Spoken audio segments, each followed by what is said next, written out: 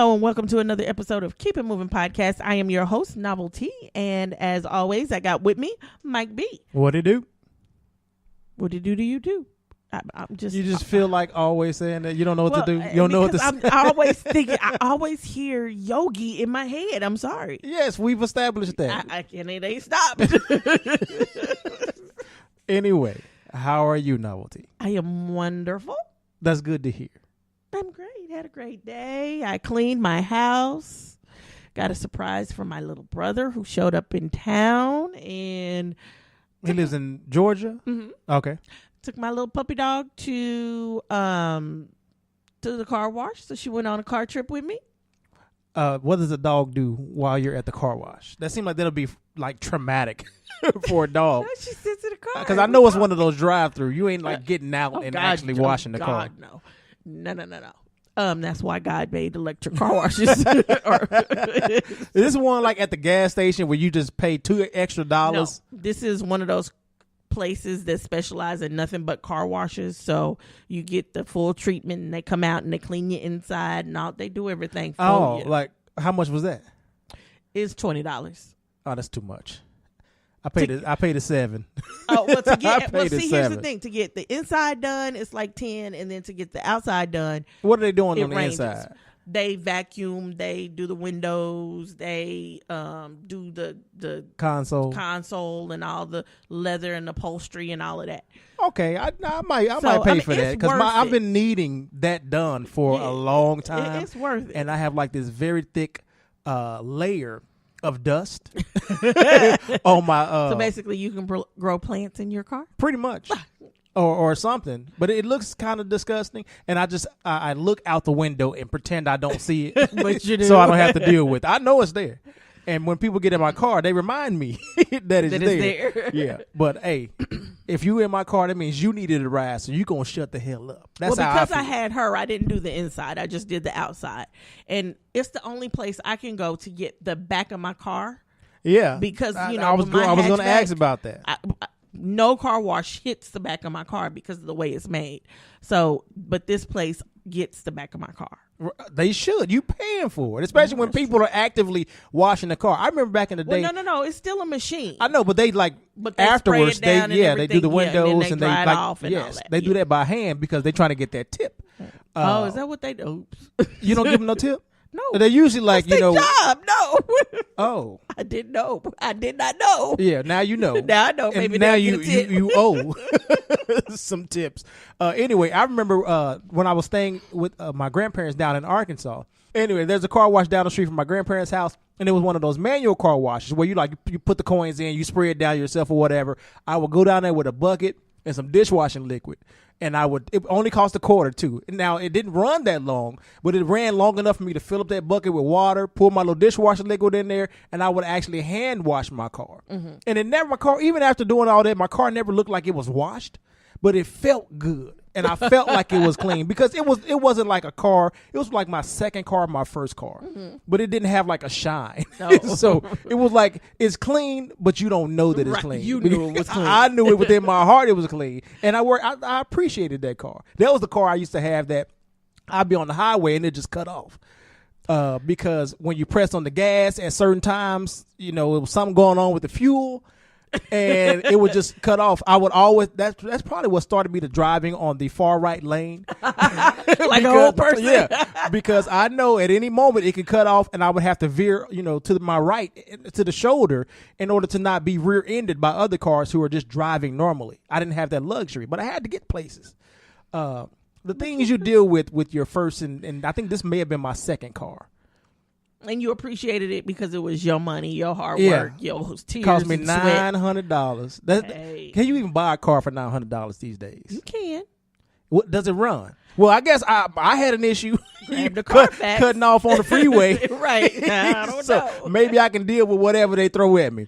Anyway, I went to visit my grandmother this week. Did you really? I did. And of course, she's always off the chain.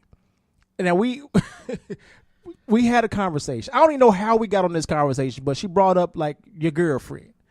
And I'm like, I don't have a girlfriend right now. She said, well, that don't stop you from, I guess, doing whatever you need to do. And I'm looking at her. I don't even want to know where this conversation is going because no part of what I can think of sounds like something I want to discuss with my grandmother. And then it got worse. Of course, 'cause she's trying to have a conversation with you. So she's saying, don't, just to, I guess, paraphrase what she was saying out there and, have sex with these girls. I said, but I'm thinking about, not having no kids. She said, well, you ain't got to have no kids. When the time comes, you just move away. And I'm like, is she trying to tell me about the pull-out method? I remind myself that, when she was growing up, I don't think condoms were around. I don't know. But clearly she had 8 kids, so that condoms weren't, in the question. But I'm looking at her. I'm like, are we really having this conversation right now? You're telling me that when the time comes, just move away so that the baby doesn't form. You telling me about pulling? That the pull-out method is not foolproof. That was the end of that conversation. I could not believe we were talking about that. Like, this is not something I want to talk. Now, if it was my grandfather, it wasn't my grandma. I had sex education, and then I had older cousins. Okay. And I lost my virginity at a young age. But I definitely wasn't talking about anything like that with my grandma. She got like 35 Bibles strategically placed around her. And we even, ended up the visit, we read the scriptures for about an hour, and I was just thinking how far we've come from the pull-out method to now we're reading the scripture. I'm telling you, it's always interesting. Knows it's her duty. Yeah, I talked to my grandmother about it. Yeah, you're different and you're a girl. Well, that's normal women talk. That ain't grandson, grandma talk. That's weird. Mike, grow up. I'm just saying. I ain't here for it. I don't want to participate anymore. We moved on. She tried to check me too a little bit because we always, when I'm over there, I take her groceries. She cook me breakfast or whatever. We just have a good time when I'm there. So she was cooking me some bacon and eggs. And she always asks me about my bacon. Like, how do you want it? I always tell her the same way. Like, don't cook it too hard.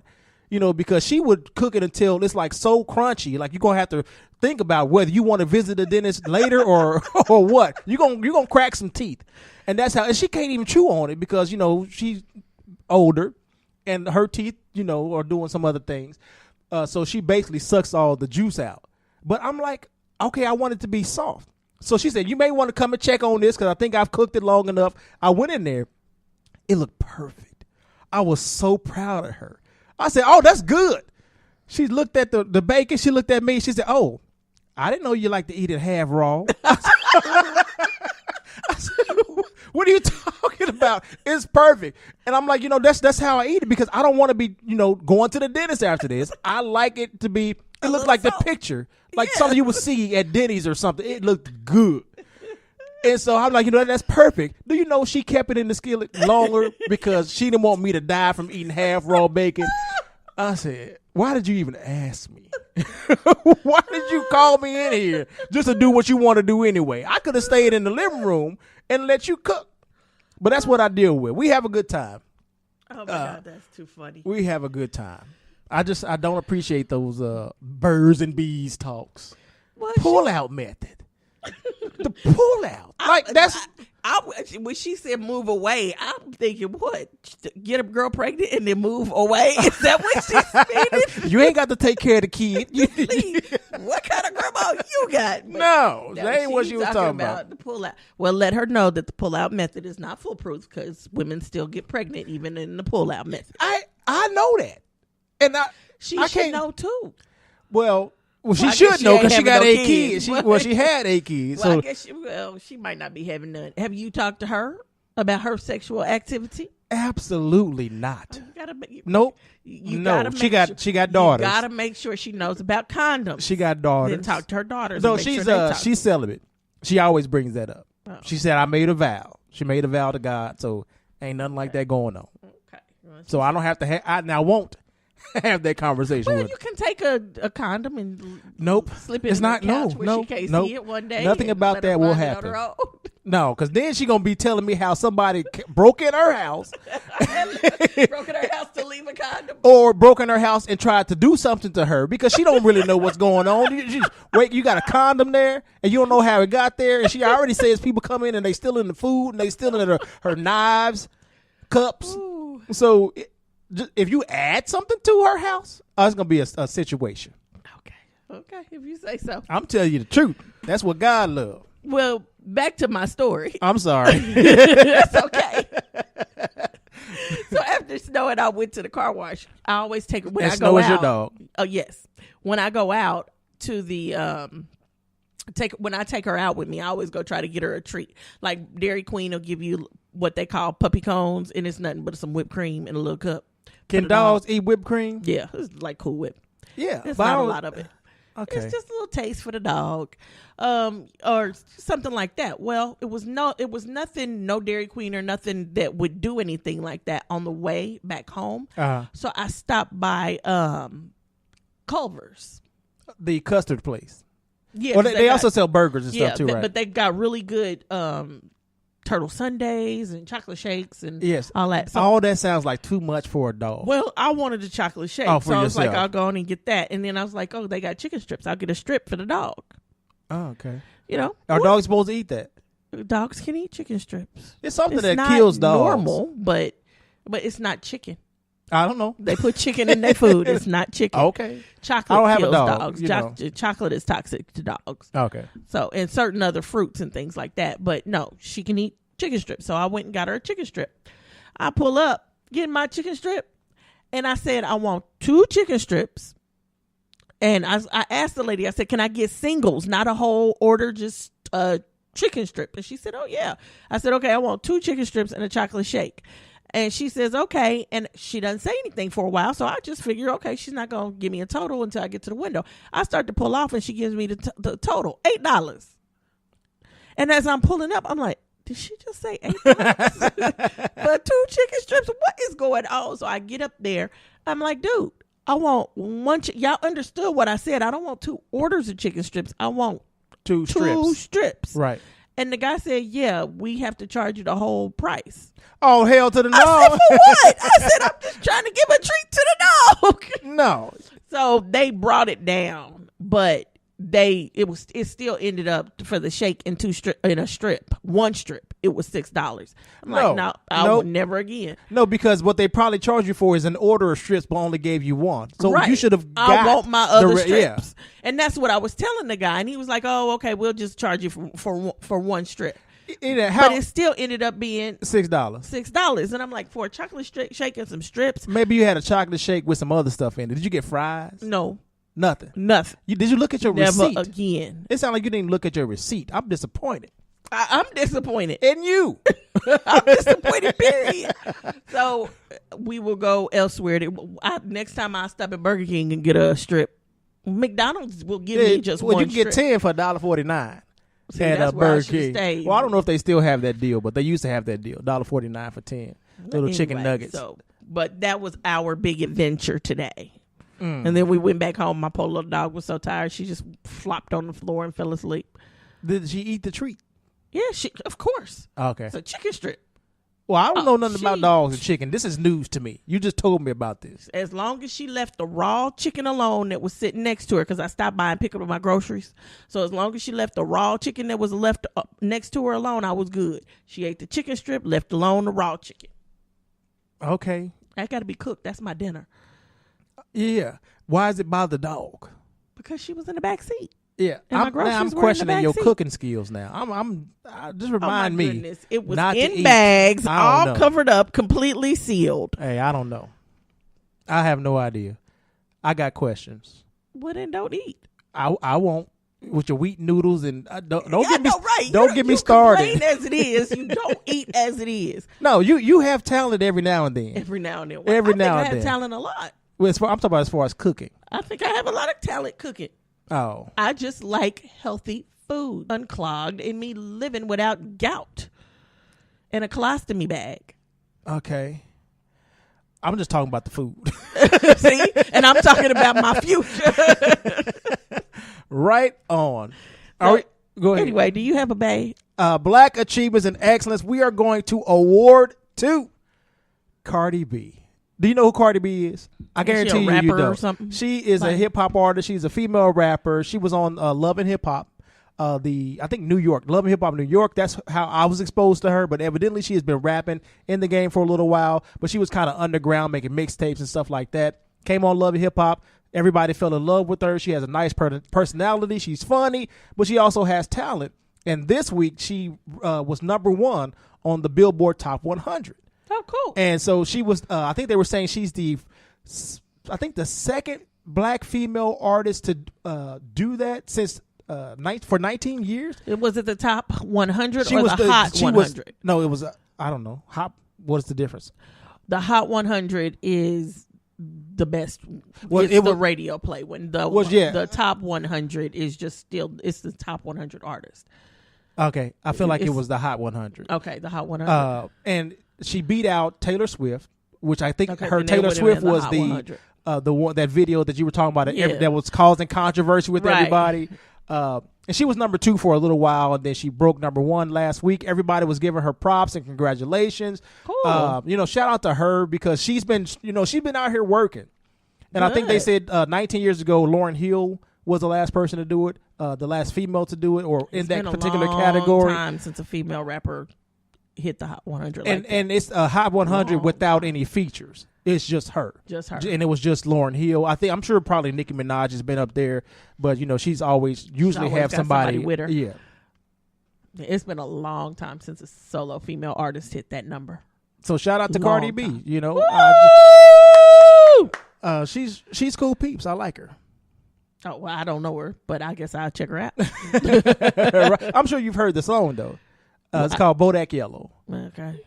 Have you listened to the radio like any time within the past week? Not really. Okay. If you heard it, I'm sure you probably recognize it. I probably will. I probably don't know the name of it. But. Yeah, because the name really don't go with the song, in my opinion. It's kind of weird. I don't even know where the name came from, but I like the song. Okay, I'll check it out. I'm sure if it's top, it's got to be good. So we'll have to check it out. Right on. Anyway, so hitting the lovely week of hot topics or whatever you want to call them at this point, Tom Price has been asked to resign and did so, I suppose. So all because of his travel. And Tom Price was the Secretary of Health and Human Services, or something like that. Yes, part of Trump's administration. Another person to add to the list of people who've been fired, walked out, resigned, whatever you want to call it. From this catastrophe of an administration. And another person I think he might have started this list, but the list of people who have been using taxpayer money to fly around on planes and live their life. Yeah, it's weird that they would, Trump would, get frustrated with all the coverage of what's going on and be upset at him for using taxpayer dollars to take personal trip. It may make him look bad, but we assume that he's doing the same thing. There's absolutely he's doing the same thing. And so I feel like it was because Tom Price was causing a distraction, and 45 wants to be the author of the distractions. You can't steal my shine. It's funny because I really think he was pissed off because this is yet another thing that is a negative for Trump. Yeah. And he doesn't like things to look bad for him unless, like you said, he's the author creates of it. it. Yeah. But and he doesn't mind creating. Here's my thing. All these people flying around on private, what do they have to do? Why are they doing business in the air? Now, I'm sure there are some people that are part of the administration that have to be for security reasons. Like, I can't imagine them, if Trump wanted to do something personal, them having him take. No, that's different. I know it's different. That's what I'm saying. I'm sure there are some people in the administration that have that type of security clearance where they need to travel privately. The president of the United States, I would not suggest he be president, on any vice president. The vice president, and maybe even the Secretary of State. Okay, but and maybe even John Kelly. His chief of staff. Yeah, his chief of staff. But you're saying like the gardener, you don't think they should be taken private? Well, why? I think if anything, you got to fly from point A to point B. They should get a coach ticket. We paying for that. They should get a coach ticket. I should not have to pay for Tom Price or Rance Priebus. Thank you. Him to fly first class when I can't afford to fly first class? If you keep your hands out my pocket, then maybe I can afford to fly first class. They need a coach ticket. That way they sit there, they talk to their constituents, they're closer to the people. No. Yep. Because they're definitely going to be in danger, especially this administration. All the controversy and all the shit. No, I agree with you. But the reason that it's not feasible is because it'll be a lot of ass whooping going on planes because of this. That's what the air marshal's for. Well, hell, there's going to be a lot more than just one on the plane. And that's fine. They can put a couple of air marshals, 3 or 4. I mean, they can have some security, but they should not get a first class ticket. I agree with you. Let alone a private jet. What's Steve Mnuchin, the Treasury Secretary, need to be flying around privately for? Now, if he wants to, he got money. Well, if you don't want people to know where you're going or what you're doing, you got to fly private. Then you got money. You fly yourself. But if I can do it on somebody else's dime, that's the point. The government should pay for the coach ticket or even the business class ticket. Business class makes sense, yeah. Everybody, if they want to upgrade that ticket, then they can out of their own pocket. Right. Just like your job. If your job sends you somewhere, you got to fly, they going to pay for your base ticket. If you want to upgrade that comes out of your pocket. Right. They'll pay for your room. If you want to just lay in a luxury suite, you going to pay for that out of your pocket. Right. So, I mean, that's all I'm saying. Don't use my money to fly first class when I can't. And then they said like he had racked up like $1 million worth of bills and tried to pay back like $52,000. I said, can you imagine? Like 13%. I got these student loans, and I'm gonna just say, you know what? Right. I got $55,000 right now. I got about $20. I will pay y'all, and that be the end of it. And then maybe you lose your job. Okay, you go and get another job, but I ain't got that bill. As long as that bill don't follow me, I'm cool. The luxury of resigning. No, just fire him. Well, I feel like I know. I'm saying I feel like it looks better from an administration standpoint for them to resign versus for 45 to do what he does. No, he likes firing people. He need to just say you're fired. But this is one of his people, so he don't like firing. He don't like firing his people because firing his people. I bet you he like firing Omarosa when it happened. I bet you he won't. We'll see. They still cool. We'll see. Anyway, you see the bromance kindling between Clinton, Trump, and oh Lord have mercy, Clinton, Bush, and Obama, the former presidents. Yes, I think that is so cool. It is cool. The fact that this, I just want to say that I believe it's this administration that is bringing these other people together. I mean, well, that's the only way I would ever be in a picture with Bush is if Obama and Clinton were there too. You were saying that earlier, and I was thinking, like, I don't even look at pictures of Bush negatively anymore, even though he's like he did some shit. He neglected that whole Katrina situation. He was dumb as hell. But now that we got somebody in the office to show us what dumb really is, there you go. Then it's like, you know what? I don't even. It's like I have no beef. It's like, I mean, and I don't feel about him the same way I used to. Right. Because first of all, he's not in a position of power to harm anybody, really. Well, as far as his policies and stuff. How you talk about me letting my tank almost go to E or go to E before I go get gas. In your car, yeah. Because every time I go get gas, to this day, not to this day, to about a year ago, I cuss Bush. Because of the prices because of the price of gas. And that has nothing to do with waiting and then needing gas when it's midnight.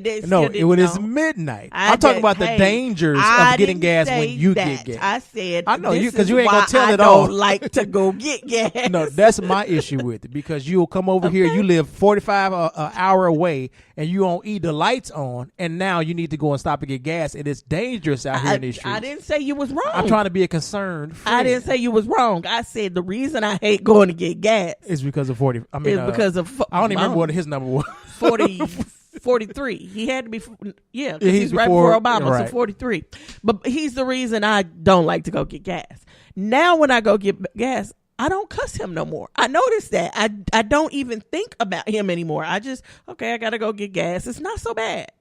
But that don't mean I won't be on E, so don't get excited. I know. Air Force Academy. Mm-hmm. Air Force Academy superintendent. So what went down is on one of the lockers or something was written a racial slur about the N-word. Oh, it was on a black person's locker? I assume it had to be a black person because it was about N-words. Okay, no, I mean, somebody could just be writing it across lockers. I don't know. They didn't specify, but the Air Force Academy superintendent got upset when he saw it. And he said basically, if you are going to be a bigot, if you are going to be a sexist, get out. Yeah.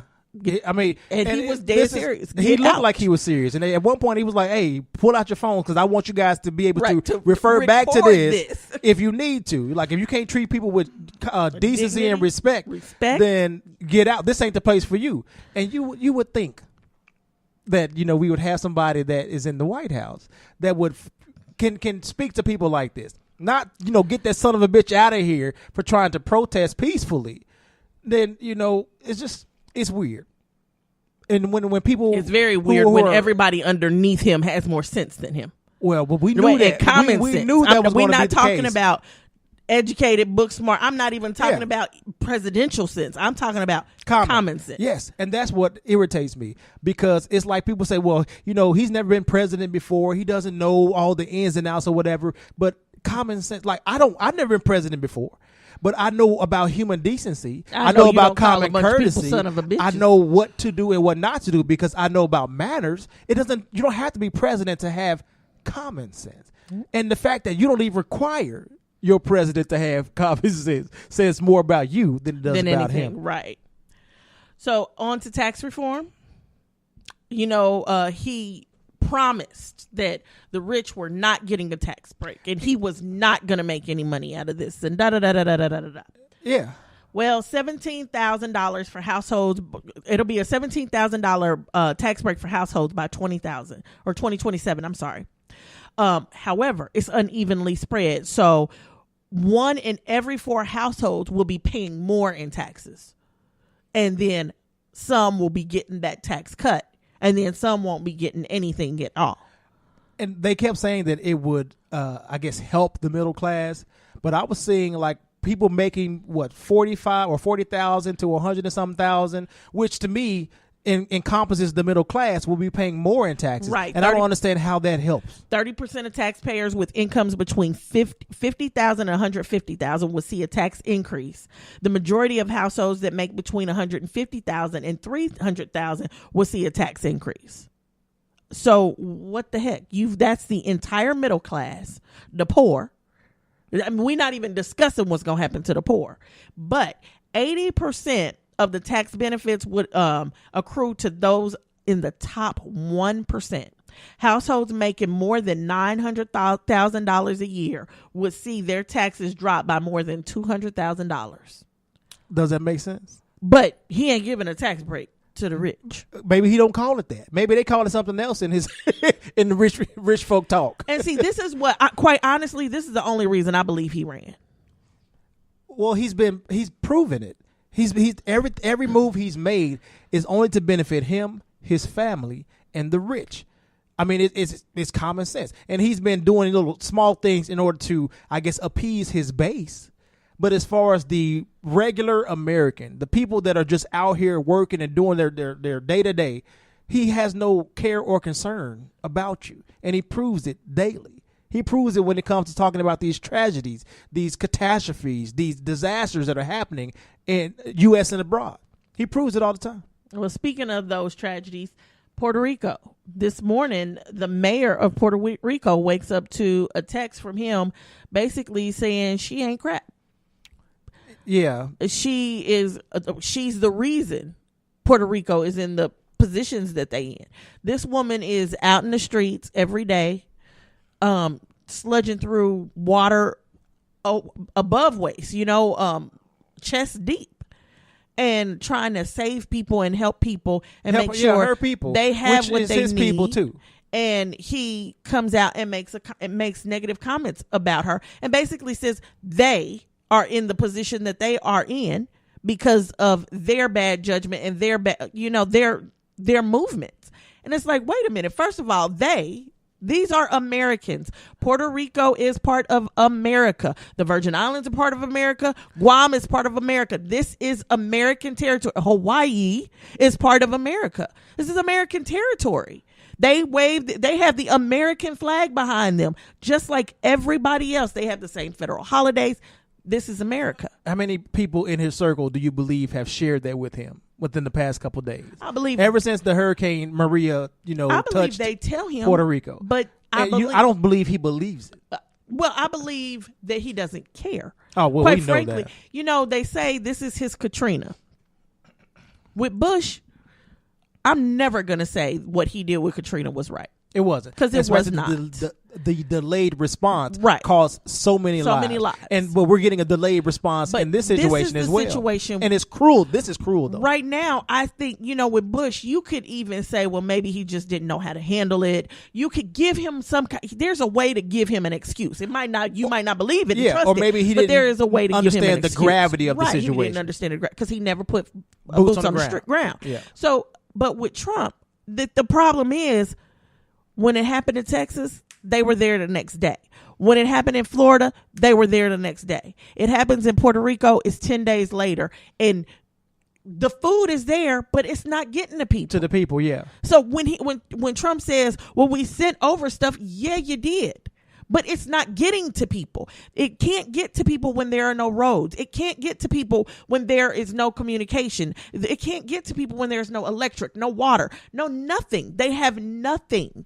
So it's not getting to people. So he sends over somebody from the military, and as he's sitting here tweeting, oh, our response is great and what we're doing is great and they're getting what they need. His military guy is saying, no. We don't have the resources. We don't. Yeah, we are getting things, yes, and we will be getting more, but we are not getting everything we need. We need more, and they probably need more people to help get this stuff to what they're the saying. residents. The biggest problem is that the people who they need fuel. Okay, that's the first thing. They need fuel. You got goods and services, but have no way to get them to people without fuel. They in trucks, but where's the trucks? Where's the gas? The second problem is where are the drivers? Because the people are having to deal with their own families. They're having to take care of their own families. They showed today on the news how they were having to walk across a river or some kind of creek to get to the other side, to get to like medicine and things like that. So people in houses on one side are having to walk across this creek, and they've got a rope attached into something that they got to hold on to so they don't flow down the creek. And I mean, it's crazy. One guy had to carry his father on his arm. And I mean, all I can say is that's adrenaline and God that got him through that, because he had to carry his father over his arm and hold on to this rope while he's trying to get over to the other side to get him medical attention. So these are the things. They can't go to work because they're having to deal with things like this. Right. So you have people who drive the trucks that can't go to work. You don't have fuel. You don't have enough people like EMS and police and all of that able to get to work because they're busy with their own families. So they can go, and it's only so much they can do because they still don't have power. They still don't have like the resources, and they cannot communicate. It's like there's only one spot where you can actually talk, and it's outside city limits, and you can barely get a signal, but you can get just enough of a signal, so they're saying it's still in and out. There's no communication. So somebody needs to go over there from AT&T and Verizon and all these different places and get these services back up and running. Now I know the comforter, I think is what they call it. It's a ship, a military ship, but it's a hospital. Okay. It's like a full-fledged hospital, which I think is so cool. But anyway, that's on its way over there. So they will have that, but then people still have to get to it. Right. So they need helicopters. They need, people where they need to be able to get people around. And the reason that he started to attack her this morning was because she came out, I think it was yesterday or the day before, like making this plea, basically begging, like, if anybody can hear us, we need help. And it shouldn't have to come to that. We should, knowing that these are our people, we should respond. We should say, hey, what do you need? And not just kind of gloss over it, and then to come back and when you're called to the carpet because we don't appreciate your response, people are losing their lives, and to attack her. Right, Like that was the that thing. doesn't make any sense. It didn't require cause for attack. She didn't attack him. But I have noticed this. She's not calling him president. She's calling him Mr. Trump. Now that I've noticed. Well, good. And I think it started this morning. Oh, I think it started this morning when she just started saying Mr. Trump. Well, because he's not acting presidential. Not at all. Especially in a situation like this where people are losing their lives, and as a city leader, you're affected by that. You want to get out there, you want to help, and you would expect the people that are higher above you, the leaders of the country, to also want to help the people.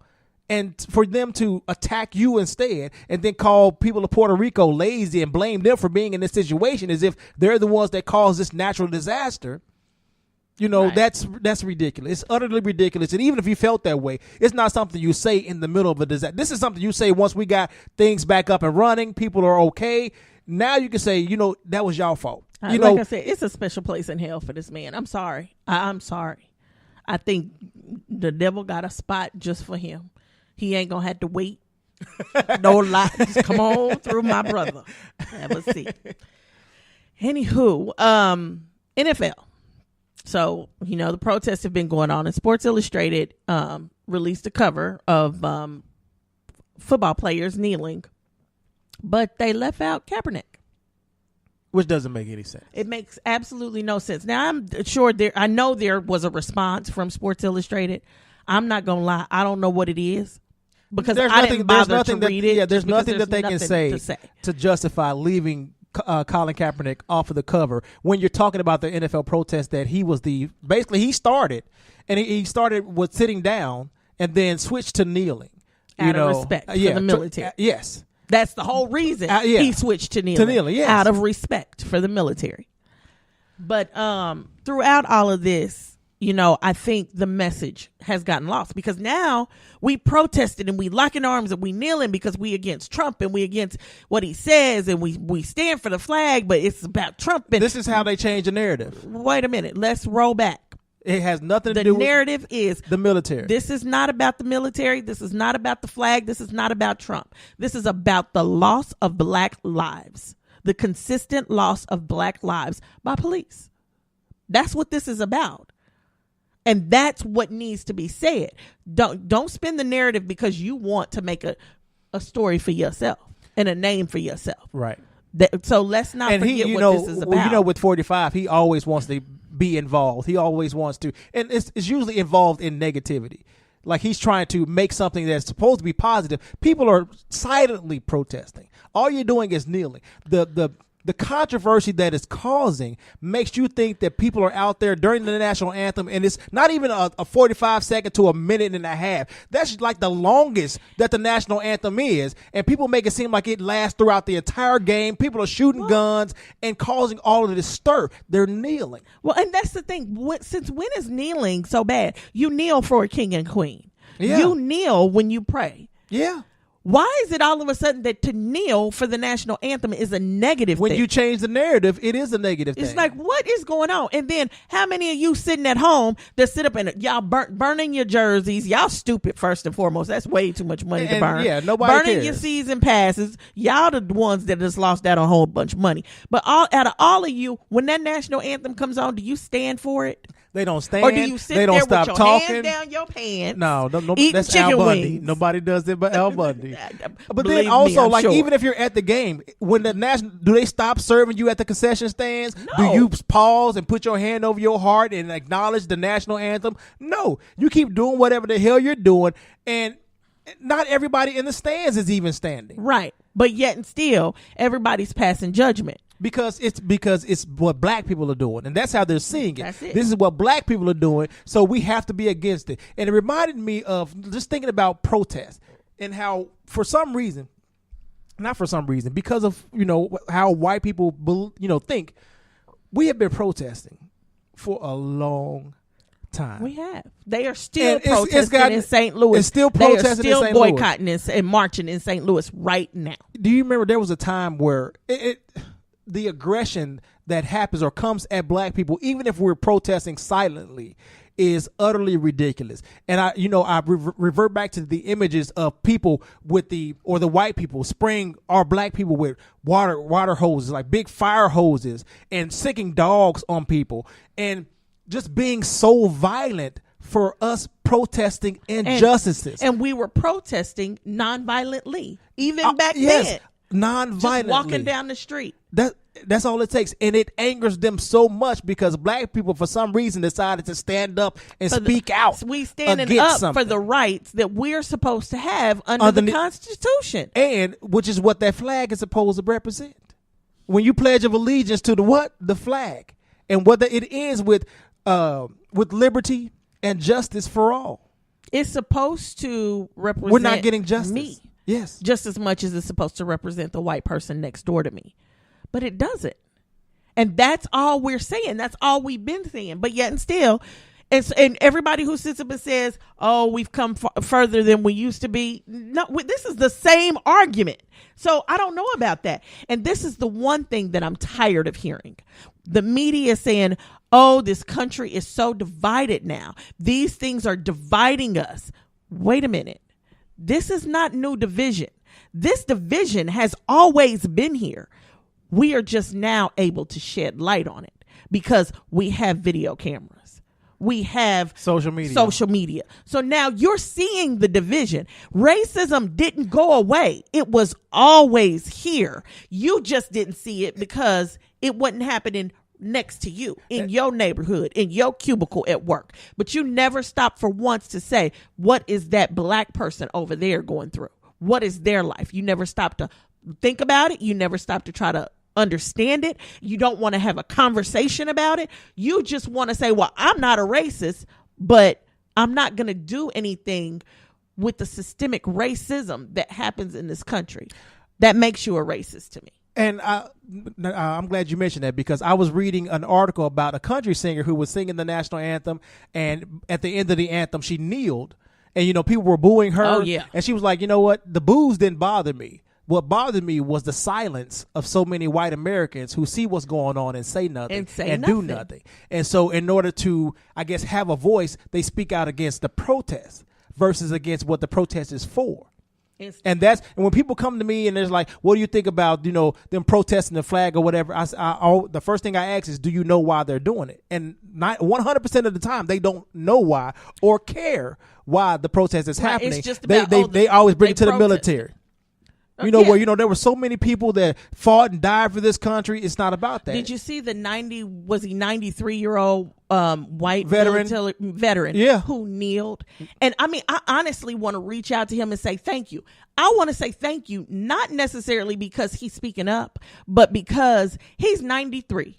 Which means he grew up in a whole different time, a whole different era, a whole different life. Yeah. And it was okay to treat black people like crap. Right. And yet and still, at 93, he said, no, I'm going to stand up or I'm going to kneel for black people. I mean, that to me was amazing. And the thing is, we're seeing more and more military people coming out trying to remind folks that this is the reason we fought. It's not that they're disrespecting, by kneeling. We fought for them to have the right to kneel and protest against this injustice that they're talking about. But everybody wants to change the narrative. And all the people that are talking, for the most part, are people that haven't served in the military, like 45. Right. If you feel like you want to serve this country or you feel like people are disrespecting the flag, then you had every opportunity to go to the military when you were growing up, but you got deferments. Oh, and you were able to get deferments, whereas black people can't pull that off. It's crazy. And then not only that, the other thing that really bothered me was Eric Fisher. They took a picture of him, and he was kneeling, and he made a point. Who is Eric Fisher? Eric Fisher is a football player. Okay. I don't know what team he's for. I just know he's a football player. Okay. In the NFL? He was in the NFL, and he was caught kneeling, and they took a picture during the anthem, and he made it a point to clarify, I'm not kneeling. I was praying. I was praying for all of this unrest here, and that we can find a way to come together, and and everything he was praying for. But what's her name? Jordan Sparks? The singer? The singer from American Idol. The one who did the anthem and had that Bible verse on her arm? She had a Bible verse on her arm. She had Proverbs 31, verses 8 and 9 on her hand. And they say, speak up for those who cannot speak for themselves, for the rights of all who are destitute. Speak up and judge fairly. Defend the rights of the poor and the needy. How is it that him sitting there saying, I was praying for things to be better, but you had an opportunity to take a stand to make things better, and instead you turned around and clarified, no, I'm not protesting. Well, this is Ray. I told you Ray Lewis did the same thing. You know, he was down on both knees. And he was, people were calling him out because he's been vocal about his non-support of Colin Kaepernick and what he was standing up for. And when you hear, it's weird to hear, especially black people, maybe they don't agree with the way Colin Kaepernick is going about this and bringing light to the issue of injustice in America.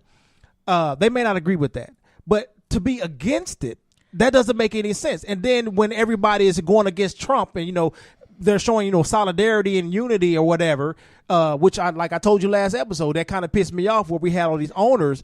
Well, I didn't know. When did we record? Because I felt like I knew. Last week. Yeah, was it last Saturday like normal? Uh-huh. Okay. Well, we had these owners come out. Uh-huh. Oh, I know what it was. They were basically making public statements.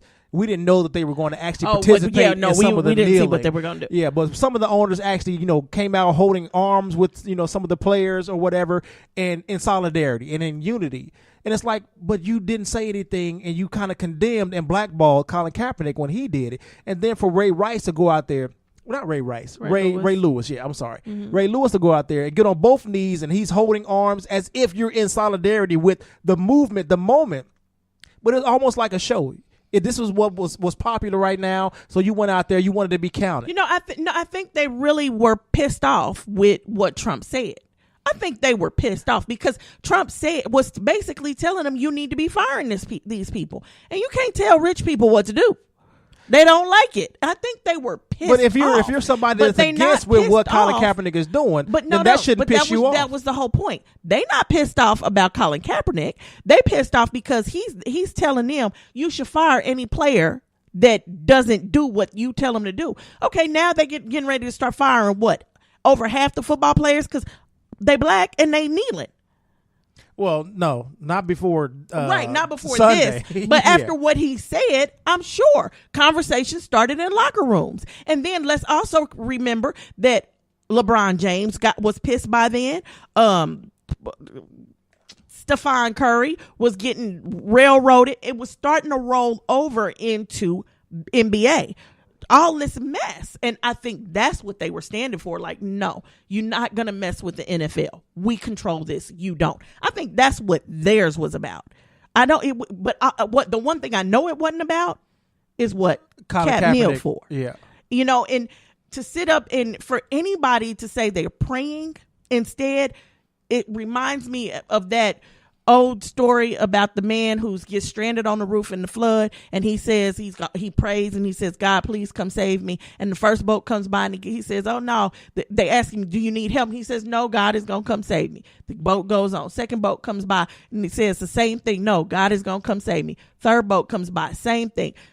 Finally, he's sitting there. He's still by himself. He's stranded. He's hungry. No water, no food, nothing. And then he prays again. God, why have you forsaken me? Why did you not come save me? And God says, I sent 3 boats to come get you, but you waved them away. Here's the opportunity. You're praying. God is giving you a platform to make a change, but instead, I'm just going to keep praying. It's the exact same story to me. I like that. I like that analogy. We've got to see that if you really care about your neighbor, you go. If you really care about your neighbor and you truly mean what you say, stand up for them.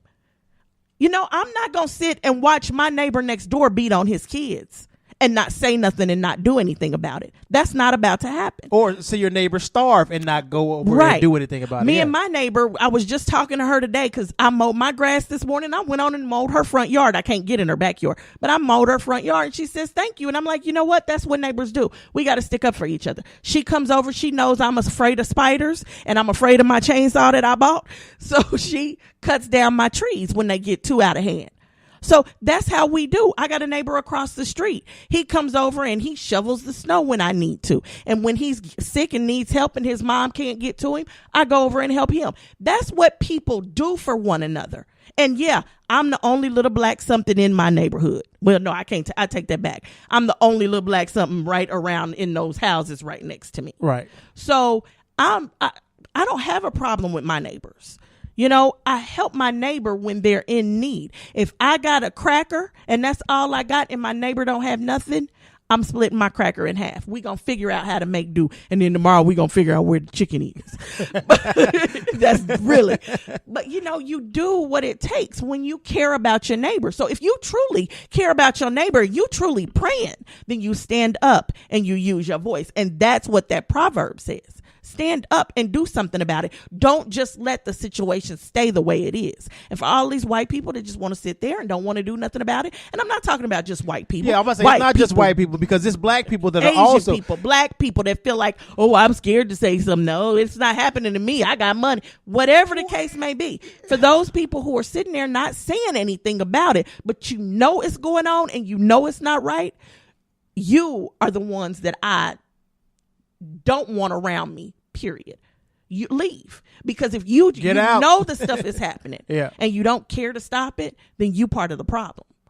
Yeah, because it's not just white people that are ignoring what's going on. It's also our people as well. It's our people as well. It's Puerto Rican people. It's Asian people. You know, they really don't know. They might not even understand. You know, some people are from other countries who are not used to this life. But then again, black people are treated like crap all across the world. So who knows, you know? But anyway, so the new Megyn Kelly show has started. I think it's called Today with Megyn Kelly, which is kind of weird because they got the Today show. But anyway, what were you going to say? Well, you say it's kind of just started, so I'm thinking like this was like the first episode. But she had a controversial episode a couple months ago, right? No, she had interviews. Oh, that wasn't part of the show. Her show. This is the new show. Okay. I think. But then again, I'm not 100% sure, but I think this is her actual new show. Okay. And the first episode, she had, Deborah Messing from Will and Grace. Uh-huh. She was on there, and she's a big Democrat, and of course she did Will and Grace, so she is out for gay rights and rights and black rights. Democrat? Oh, she's a huge Democrat. Okay, I didn't know that. Oh, she's a very vocal Democrat. But when she was on this knucklehead, Megyn Kelly, she asked a guy, she got a guy from the audience who wanted, he won some type of prize. Okay. And she brought him up, and he was a gay lawyer. Okay. And she asked him, oh, so did you become gay because of Will? And did you become a lawyer because of Will? Because that's what the Will character is, a gay lawyer. Uh-huh. And everybody's just like, what? And so now Deborah Messing, she tweets out Monday, I regret doing that show. I really regret doing that show. Did she say anything while she was on the show? Like, that's what she said while she was on the show to the guy she brought from the audience. No, I'm saying, did Deborah Messing say anything on the show? No, she didn't say actually on anything on the show to address it. She addressed it after with Twitter. Why? I don't know. I can't answer that question. But then Jane Fonda came on Tuesday. And, Jane Fonda has had plastic surgery. It's not something she's proud of, not something she really likes to talk about. How do we know? Because exactly of what Megyn Kelly said. She says, I know you're not proud of this, and I know you don't like to talk about this, but you've had work done. Oh, okay. Jane Fonda's face. Now, I know it's memes going out, but it looked like if she could knock her out right then and there, she would have. And I only saw the clip, and I was like, really? And when I saw it, my TV was on mute, and I was like, why is she looking like that? And so I went and turned up the TV and kind of rewound to see what happened. And I'm like, I can't believe she just said that. She looked like she was ready to kill. This seems like something you would see on an old school Donahue, old school Oprah, because Oprah was messy back in the day too. She's changed her life and turned her life over to Christ. Or something you would see on like a Wendy Williams. That's especially when you preface it like that, when you know this is probably something they're not going to want to talk about, so you bring up the shit and expect them to be with it. And did Jane Fonda answer the question? Jane Fonda looked like she was going to kill. And you could see she paused. And then she says, so anyway, this movie we're doing. So she handled it like, I guess, a lady would. Instead of cussing her out. Went on about her. So she was there to promote a movie? Yes. Okay. And she started talking about plastic surgery she had done. That's weird. Even though she knew it wasn't something Jane Fonda was proud of and something she wanted to talk when you about. preface it with well, I'm glad Jane Fonda didn't let her just get over, get that out there. The problem is, I wish sometimes they would. I really wish Jane Fonda would hit her. Oh, that's what you're saying. Yes, because people got to realize you cannot just say any old thing to people. And I think that we've gotten to a place where we're comfortable saying whatever we want to say when I we would know have we been should. better. Well, in that situation, I felt like Jane Fonda should have just basically cussed her out and said, that's not what I'm here for. You already said that it's not something that I'm comfortable with or want to share. So why would you ask me that? Like, is really that's what you want to talk about? More F-bombs than I ever dropped in my life in that moment. And then they'll have to scrap the interview. Because at this point, I don't want to give an interview to you because I'm using you, but you're also using me. I'd have gotten up because and walked Jane off. Fonda is a household. Everybody knows Jane Fonda. Many people know Megyn Kelly because of the whole Fox News bullshit. But other than that, who are you? It was very disrespectful. So by day 2 of her show, the 2 guests that she had both regret going to her show. So it's going to be hard to get other people to come on there, especially big names, especially when they got controversy or something in the background that they may not want to talk about because she might bring it up. Hey, I wouldn't have done her show, period, because I personally, as far as I kneel with Kaepernick on the issue he's having right here, on the reason why he's kneeling. I'm sorry, but I do not agree with everything he says because he also says he doesn't vote. I don't agree with that. I don't believe in that. I think he's part of the problem when it comes to that. Here with her, I could not be on her show because I already disagree with her. So yeah, she may have gone on to some issues with Fox and sexual harassment. And yeah, I stand by her with those issues because I believe in those issues. But as a journalist and as a media person, she's just as bad as every other one of those Fox contributors because she did the exact same thing they did. She pushed an agenda and she completely ignored everybody else's, and she treated everybody like crap while she did it. Well, sometimes there were times and moments because I watched her too. There were moments where she actually didn't look like a Fox News contributor or a host because she would call people on their shit, especially when they're speaking out of turn or they're speaking against President Obama or they're basically trying to big up Trump. And she had her maybe because she had her dealings with Trump, and maybe that was the reason. I think that's the only reason. I'm saying in those moments she did stand up. Yeah, because but it was only for those moments. Yeah, but in those moments, but she still voted for Trump. So, I can't. You sit there, you see how bad he's talking about you. You still gonna cast your vote for him? Well, some people how they say you can't fix stupid. There you go. So I can't be on stupid show either. Right on. Lastly, I'm bringing this up just to have a conversation. And if there are any parents with children around, this might be really something you want to sit down and have a conversation with your kids just to kind of know where their heads are. In Lee Summit, Friday morning. Lee Summit, Missouri. Yes, Lee Summit, Missouri. I'm sorry. But not only Lee Summit, Missouri. That's close to you, ain't Lee it? Summit High School. Yes. There was a lockdown. Somebody heard a gunshot. And so the school was locked down. Police were called in and they found a young girl had killed herself in the bathroom. Now, of course, they're not giving a lot of details. They're not going to tell who she was. They're not giving a lot of anything because it's a minor, which I respect that and respect the family. But I guess it brings up the question for me, and it's always going to bring up the question, is what in life is so bad at 14, 15, and 16 and 17 that you want to take your own life? How does that become the solution? And why did it get that bad? And why did you feel like you didn't have anybody to talk to? Well, not everybody has anybody to talk to. And then you also have to, I think you mentioned it, and I told you I wanted to wait for the show in order to actually have the discussion, but you mentioned that you didn't, like, it didn't make sense to you, you didn't get it. But I told you, and I think I've shared on this show, that I wanted to kill myself as well. And a part of, with you knowing me and knowing the fact that I lost my mom at the age of 12 and my dad wasn't around. And so I was raised with my grandmother. And back then she was so mean.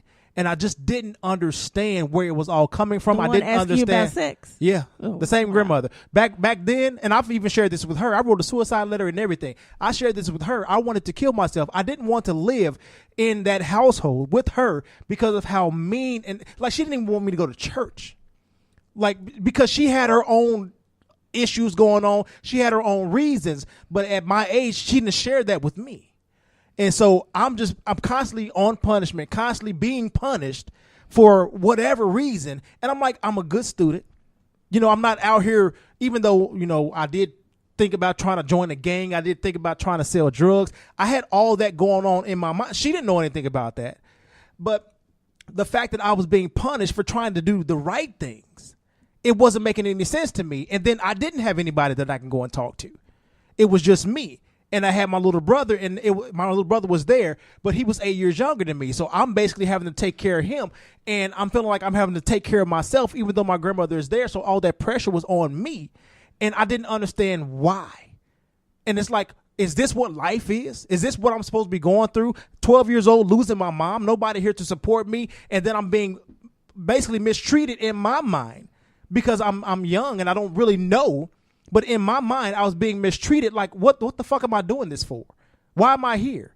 Like, there's no reason for me to continue going through life like this because I'm miserable. I hate this. And, you know, when you, like you said, when you don't have anybody, you know, a support system, or you don't have anybody that you feel is actually out there looking out for you. And, you know, because I live with my grandma and what she says goes. So there's nobody that's going to challenge that. So I'm there and I have to deal. And this is not life. So why do I want to continue to put up with this? And it wasn't until, I think I mentioned this, it wasn't until maybe 5 years ago that me, you know, I've always, you know, gone to visit my grandmother. I always take care of her and make sure she's okay, no matter how I felt about her. But it wasn't until, you know, a couple years ago where we would sit down and she started actually sharing some of the things that she went through. Mm-hmm.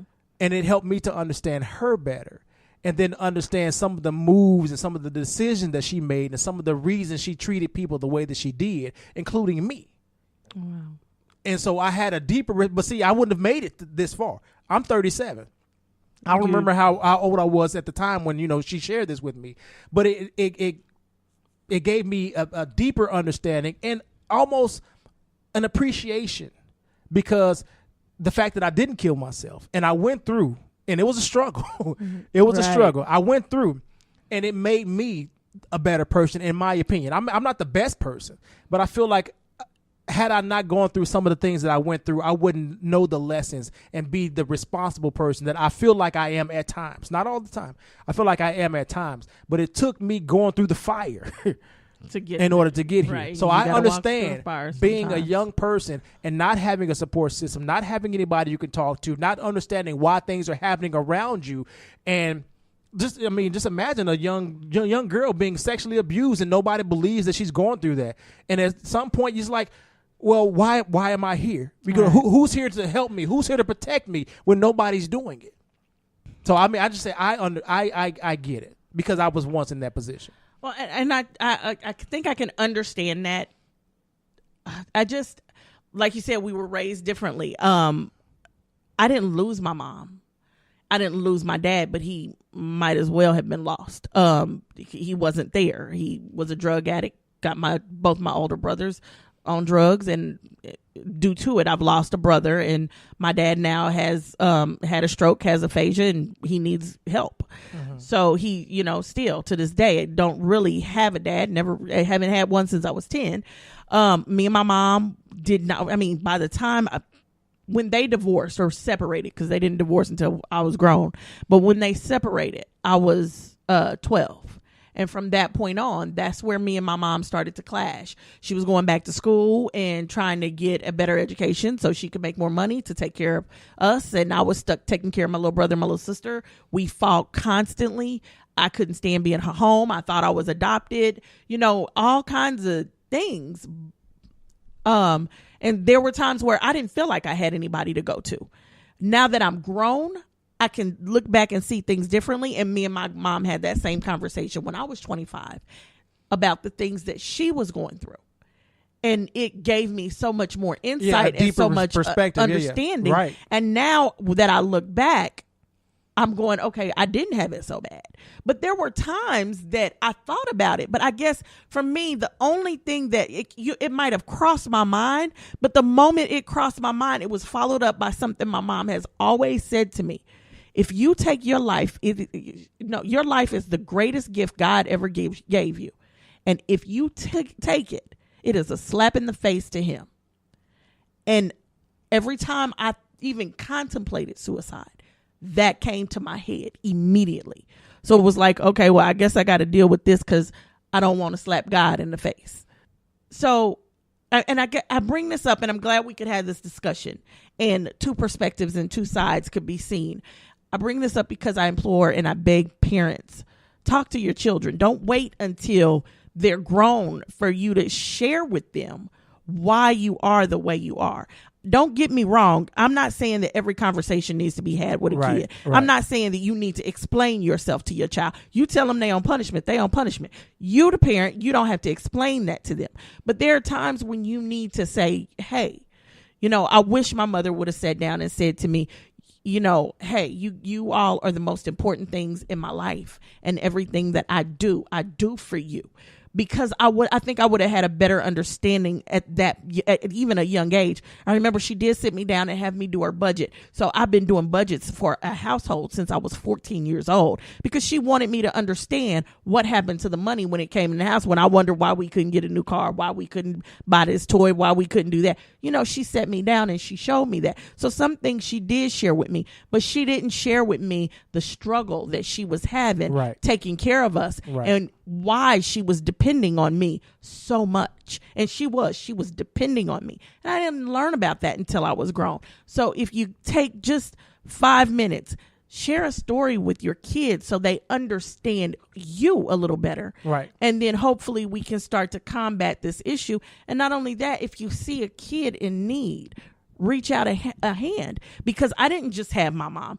Now I look back, I had a support system. I had my mom. I had 5 best friends in high school, and I had their moms and dads too.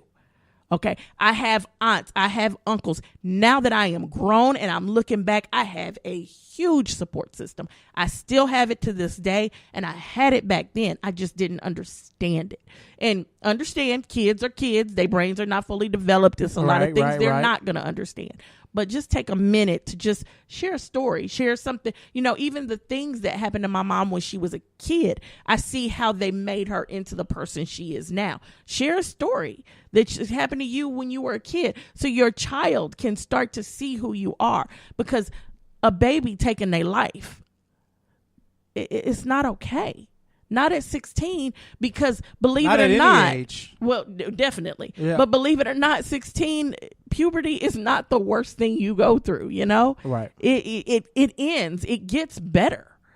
Eventually, it gets better. You just got to get through it. So that's really all I wanted to say on the matter. I just wanted to make sure I brought it up and beg parents to just sit down and have a conversation with your kid. It definitely will change things. On that note, you got anything else? No, ma'am. Neither do I. That's it for us. You guys have a good one. Peace.